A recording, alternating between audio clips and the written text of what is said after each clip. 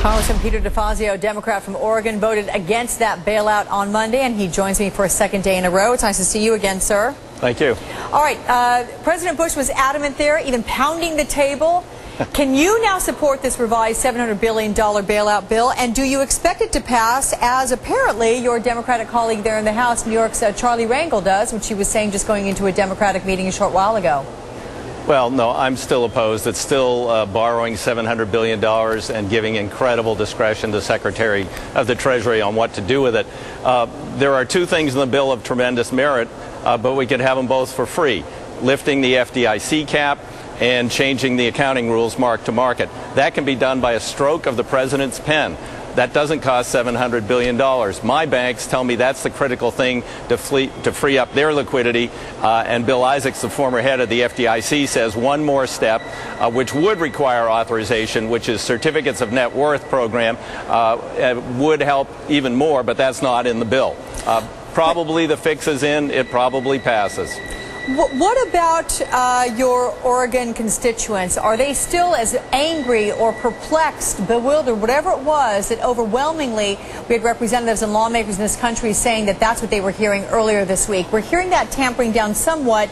Are you getting that sense as well from your constituents? Yeah, it's tamped way down from about 99 to 1 against to 90 to 1 against, if that's a big change. I had a call from a small business owner, has a 5-bay repair shop. He said, I called my bank up to ask about a $50,000 loan for new equipment. They said, come on over, business is kind of slow. Okay. How about the stock market? We've been checking it. It is down another couple hundred points today. The Dow had, of course, its worst ever day on Monday after the House rejected the bailout bill. Now we're looking at down more than 250 points, so it's still heading down. There are Wall Street experts that say we have not seen anything yet if the House rejects this bill. Does that concern you? People are going to wake up with a big headache after we pass this bill. Maybe the markets burble up for a little bit, but the underlying problems in housing have not been addressed. There'll be another tranche of bad securities in the not-too-distant future if housing keeps going down. Joblessness is growing. This bill does nothing to address that.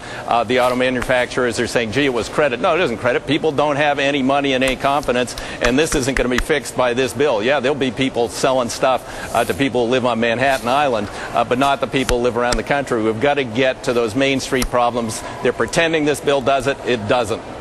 So if I bet that you're going to vote against this bill, am I going to make money? No, I'm just don't need to bet. I'll assure you. Okay. Well, I thought I might try, given how we all need to make some money these days. Thank you very much, Representative Peter Defazio from Oregon. Thanks, Alex.